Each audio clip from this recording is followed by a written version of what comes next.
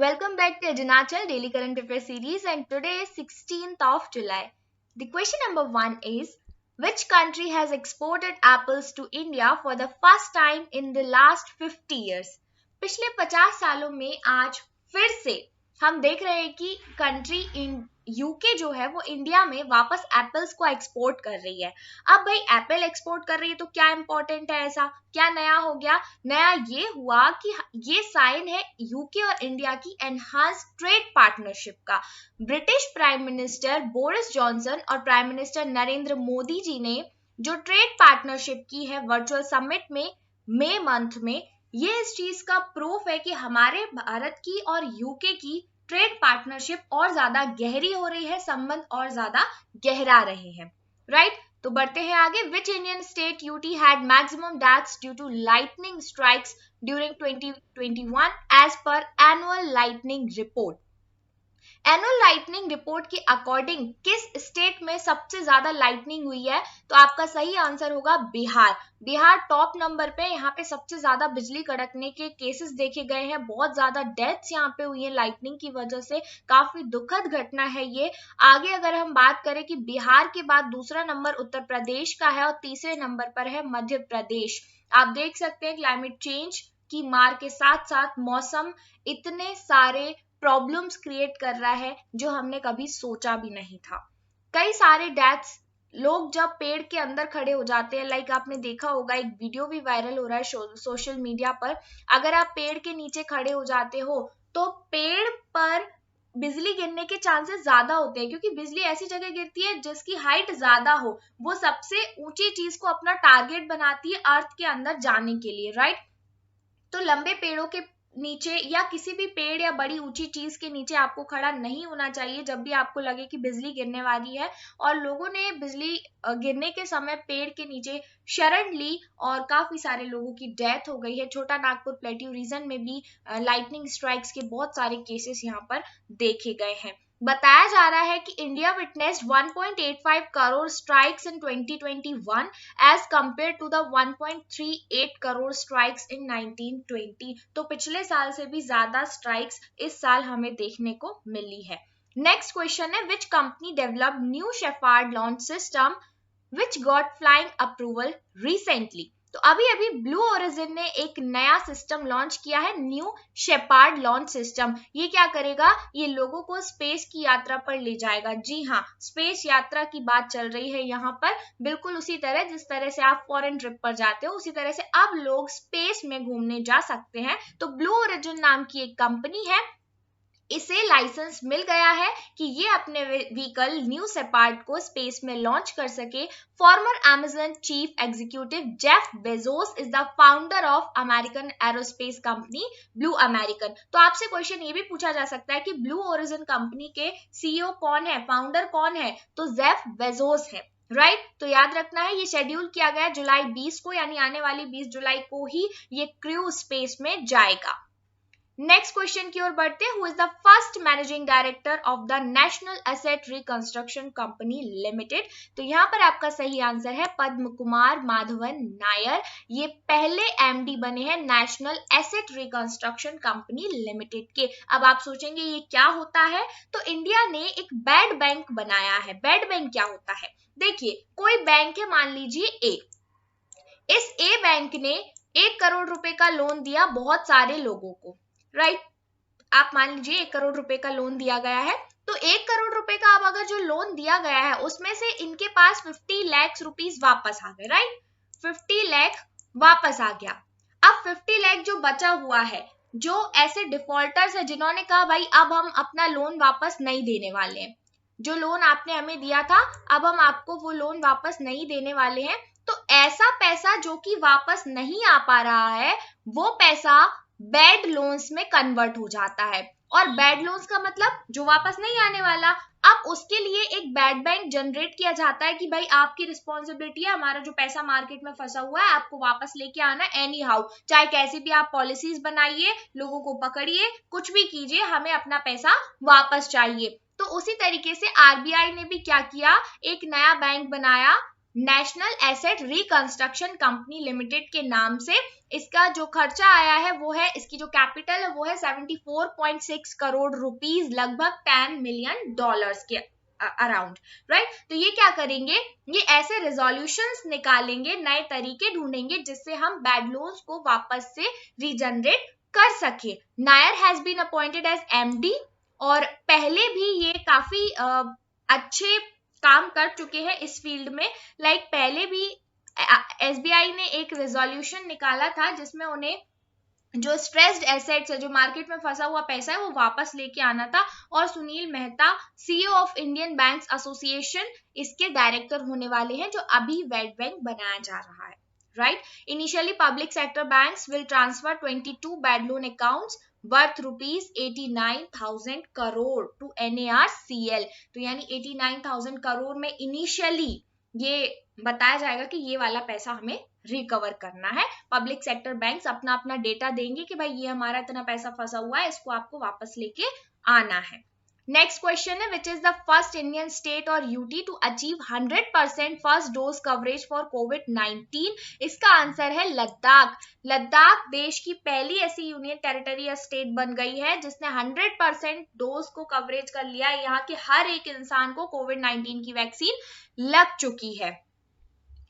Next, the Union Cabinet has approved an increase in the rates of dearness allowance and dearness relief from July 1, 2021. What will be the new rate? तो अभी union cabinet ने dearness allowance के rate को बढ़ाया है। अब ये rate कितना हो गया है, तो 28% हो गया है। बढ़ने के बाद यूनियन कैबिनेट, जिसे हेड करते हैं प्राइम मिनिस्टर नरेंद्र मोदी, उन्होंने इसे अप्रूवल दिया है कि डियरनेस अलाउंस को, जो कि सेंट्रल गवर्नमेंट एम्प्लॉइज को मिला जाता है, और डियरनेस रिलीफ जो कि पेंशनर्स को मिलता है, उसमें हम 28% कर देते हैं, यानी रीसेंट रेट अब 28% का माना जाएगा। This hike represent an increase of 11%। पहले से 11% बढ़ गया, यानी कि पहले रेट क्या था 17%, अब कितना हो गया 28। तो टोटल जो इंक्रीमेंट हुआ वो है आपका 11%, राइट। नेक्स्ट हम बात करते हैं, who has been appointed as the leader of the house in Rajya Sabha succeeding Thawarchand Gehlot. तो थावरचंद गहलोत ये पहले लीडर ऑफ हाउस थे इन राज्यसभा में। अब इन्हें किसने सक्सीड किया है, तो यूनियन मिनिस्टर पीयूष गोयल जी ने। ये है हमारे पीयूष गोयल जी, इन्होंने इन्हें सक्सीड किया है, किसे, थावरचंद गहलोत जी को। अब ये लीडर ऑफ हाउस होंगे राज्यसभा में, और इनकी जो अपॉइंटमेंट है वो जुलाई 6, 2021 से मानी जाएगी। Thawarchand Gehlot who has taken charge as the governor of Karnataka, तो ये फिलहाल कर्नाटका के गवर्नर भी हैं, ये भी आपको साथ में याद रखना होगा। Next, which day of the year is observed as the World Youth Skill Day? हर साल 15 जुलाई को world youth skill day celebrate किया जाता है, और इस साल जो थीम है वो है री imagining youth skills post pandemic, यानी पोस्ट पैंडेमिक के बाद हम यूथ की स्किल्स को किस तरह से यूटिलाइज करके एक नए भारत का निर्माण कर सकते हैं, ये बेसिकली हाईलाइट किया जा रहा है। यूथ के स्किल्स को किस तरीके से हम एड्रेस कर सकते हैं, जो प्रॉब्लम फेस की जा रही है उन्हें कैसे एड्रेस कर सकते हैं, क्योंकि काफी ज्यादा लॉस हुआ है लोगों की स्टडीज में, एजुकेशन लेवल में, स्किल डेवलपमेंट में। पिछले 2 सालों में दुनिया एकदम थम सी गई थी, अब उसे हमें वापस से रिकवर करना है।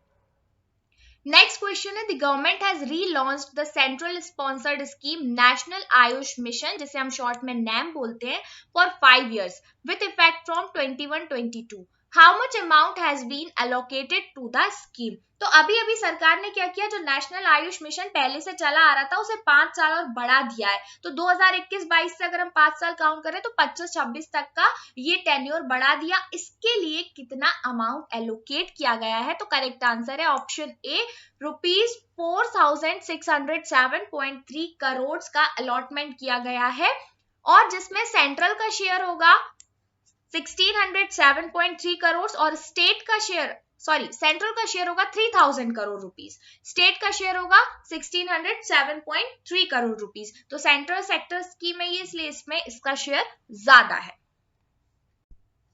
नेक्स्ट हम बात करेंगे, the RBI retail direct scheme has been launched by the central bank for investment in which debt instrument. तो आरबीआई की एक रिटेल डायरेक्ट स्कीम है जो लॉन्च की गई है सेंट्रल बैंक के द्वारा इन्वेस्टमेंट के लिए। ये किस डेब्ट इंस्ट्रूमेंट के लिए होगी प्रॉपरली? तो आपका सही आंसर है G-Secs यानी गवर्नमेंट सिक्योरिटीज के लिए ये स्कीम लॉन्च की गई है। इस स्कीम के तहत जो आरबीआई रिटेल डायरेक्ट स्कीम है, जो रिटेल इन्वेस्टर्स होंगे वो डायरेक्टली बाय और सेल कर सकते हैं अपनी गवर्नमेंट सिक्योरिटीज को, बोथ प्राइमरी और सेकेंडरी। तो प्राइमरी हो चाहे सेकेंडरी हो, जो भी गवर्नमेंट सिक्योरिटीज है, अब आप डायरेक्टली सेल और परचेज इनको कर पाएंगे। Next, NTPC renewable energy has announced to construct 4750 megawatt India single largest solar photovoltaic project in which region? काफी इंपॉर्टेंट क्वेश्चन है ये।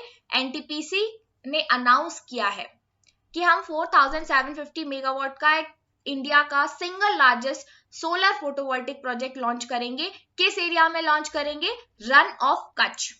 रन ऑफ कच्छ एरिया में ये बेसिकली लॉन्च करने वाले हैं। अगर आपको मैप में देखना है रन ऑफ कच्छ किधर है, तो ये देखिए पूरा गुजरात का एरिया है, गुजरात का एरिया है ये पूरा, और यहाँ पर आप देखेंगे ये है रन ऑफ कच्छ। तो इस रीजन में बेसिकली खावड़ा रीजन जो होगा गुजरात का, यहाँ पर ये प्लांट बनाया जाएगा रिन्यूएबल एनर्जी के लिए। और कौन बनाएगा? NTPC. Next, the state-of-the-art Center of Excellence for Research and Analysis of Narcotics, Drugs and Psychotropic Substance has been unveiled in which city? तो इसे अनवील किया है गांधीनगर में। State of Art Center for Excellence of Research and Analysis of Narcotics, Drugs and Psychotropic Substance, आपको याद रखना है national forensic science university है गांधीनगर में, गुजरात में। तो यहाँ पर 12 जुलाई को मेनली ये इनॉग्रेट किया गया है। Sher Bahadur Deuba has been reappointed as the prime minister of which country? Very important question. Nepal के प्राइम मिनिस्टर के तौर पर इन्हें अपॉइंट किया गया है, रीअपॉइंट किया गया है शेर बहादुर देवबा जी को। तो आपको याद रखना होगा नेपाल के प्राइम मिनिस्टर एग्जाम में पूछे जा सकते हैं। He was administered the oath of office by President विद्या देवी भंडारी। तो प्रेसिडेंट कौन है नेपाल की? विद्या देवी भंडारी, और प्राइम मिनिस्टर है शेर बहादुर देवबा।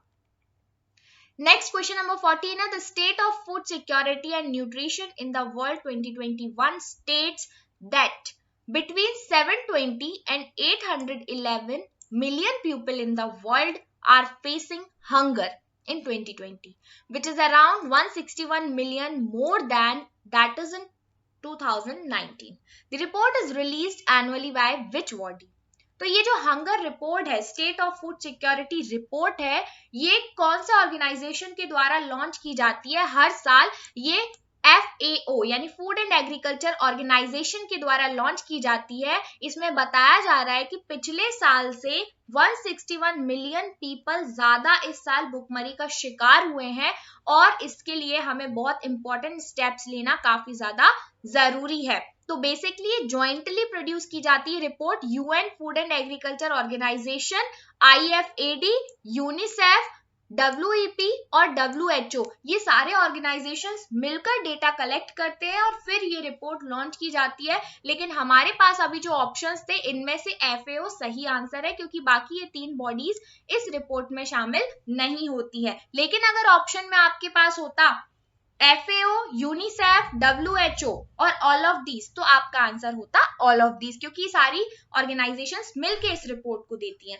आप देख सकते हैं कि कोविड-19 के समय में, पेंडेमिक के समय में, जब लोग अपने घरों में थे, लोगों को इतना ज्यादा लॉस हो रहा था, तो ये जो हमारी हंगर इंडेक्स है वो और ज्यादा बढ़ गई है, लोगों को इकोनॉमिक लॉस भुगतना पड़ रहा है। लास्ट क्वेश्चन की बात करते हैं। The badminton world federation has awarded the hosting right to India for the BWF World Championship in which year? तो 2026 के लिए इंडिया को होस्टिंग राइट दिए गए हैं बैडमिंटन वर्ल्ड फेडरेशन की ओर से। 2026 में चैंपियनशिप करेगा हमारा India, right? Earlier, India was scheduled to organize the Sudirman Cup in 2023, but BWF decided to award the 23 hosting rights to China. तो पहले सुदीरमन कप की होस्टिंग मिलने वाली थी इंडिया को 2023 की, लेकिन अब ये राइट्स गए हैं चाइना के पास। तो अब फिलहाल 2026 में इंडिया चैंपियनशिप को होस्ट करेगा बैडमिंटन वर्ल्ड फेडरेशन की। So remember this thing, very important question from the sports section. So guys, thank you so much. अगर आपको कोई भी डाउट लगता है या आप के कोई डिमांड है तो आप लोग हमें कमेंट सेक्शन में बता सकते हैं. सो बी कनेक्ट विथ एजुनेचुरल.